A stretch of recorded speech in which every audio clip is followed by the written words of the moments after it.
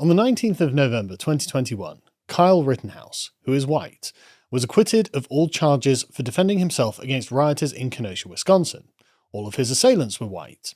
2 days later, on the 21st of November 2021, Darrell Brooks, who is black, plowed his car into a Christmas parade in Waukesha, Wisconsin, a city about an hour's drive away. 6 people were killed, 4 women, a man and a child, and 48 others injured, including 13 children. All victims were white. I wouldn't normally highlight the difference in race between these two circumstances in this manner, but I'm afraid it's actually important because of how the left treats subjects based on their skin colour. Video of the horrific attack in Waukesha began circulating widely on social media, and it was immediately apparent that this was not an accident. When Brooks's details were first revealed, social media users did the job that journalists used to do and began digging up as much information on the suspect as possible. This information came out within hours because it was all readily available to the world on his social media accounts. Brooks's social media history appeared to be that of a black nationalist, and showed him actively supporting Black Lives Matter on multiple occasions, promoting violence towards white people on multiple occasions, and posting bizarre pro-Hitler memes that claimed blacks were the real Jews and God's chosen people. Brooks also had a great deal of partisan political posts on Facebook. He posted about Derek Chauvin trial and the Kyle Rittenhouse verdict. He posted about the former Republican governor of Milwaukee being a Nazi. He posted anti-police memes calling them a gang. Only right-wing media sources reported on Brooks's voluminous criminal history, in which he had previously punched and attempted to run down a woman, the same woman he was convicted of offending against as a sex offender, and child trafficker, and how he had been released on a low bail only 2 days prior for other felony charges of domestic violence and shooting at people with a stolen gun. He'd also threatened previously to bomb a casino. In short, Brooks was yet another radical left-wing political activist with a very long criminal history.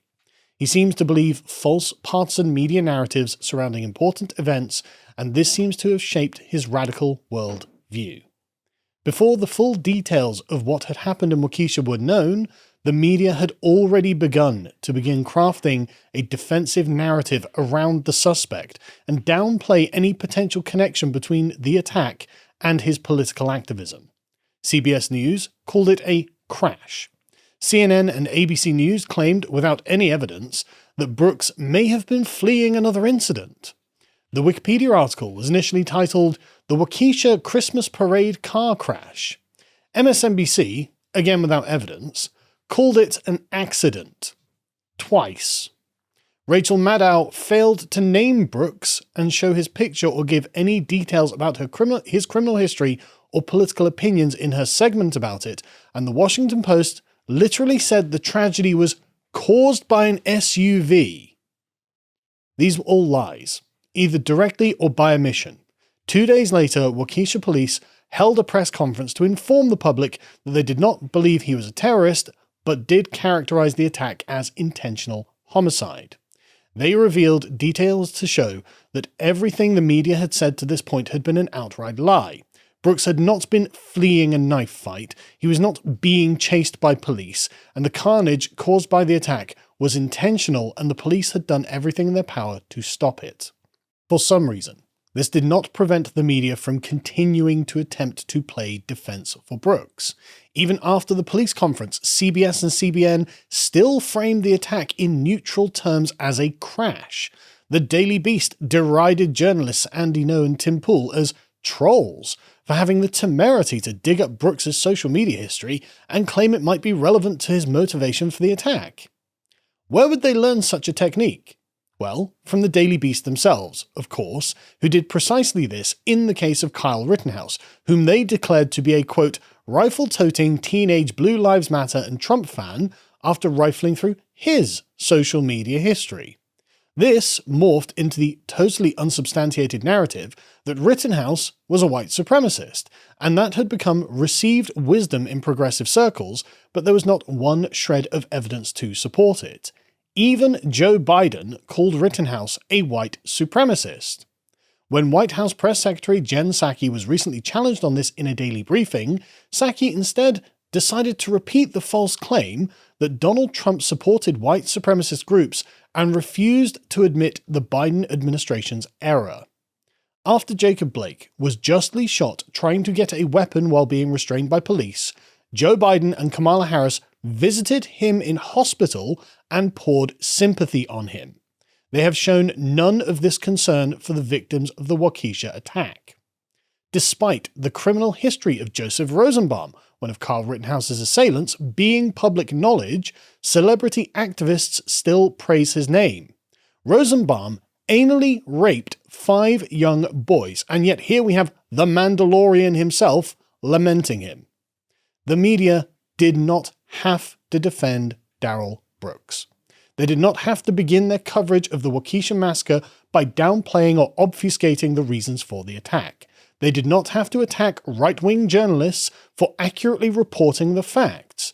They did not have to try and concoct a defensive narrative for Brooks. They could have simply reported the facts in a neutral manner. But they didn't. Instead, they took ownership of Brooks as one of theirs, against the right taking ownership of Kyle Rittenhouse. And it isn't like this is the first time either. They did exactly the same with Nicholas Sandmann and the McCloskeys when they fell afoul of the media's racial activism. Why? The naked double standards are on full display.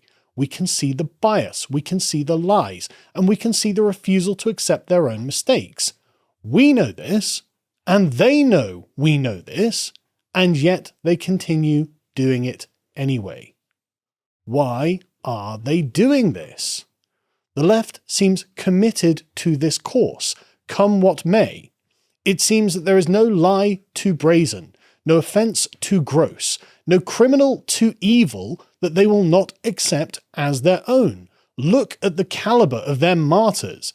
In every case, every single one of them is total and utter scum. Why are they defending racists, rapists, and murderers while they commit injustices? Why are they attacking law-abiding citizens when they defend themselves against these criminals?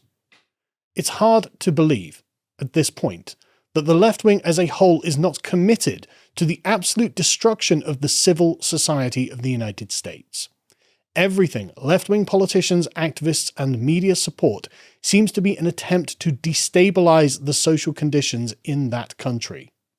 The question that follows, and one that must be on the lips of every American at this point, is this: what do they think they will gain?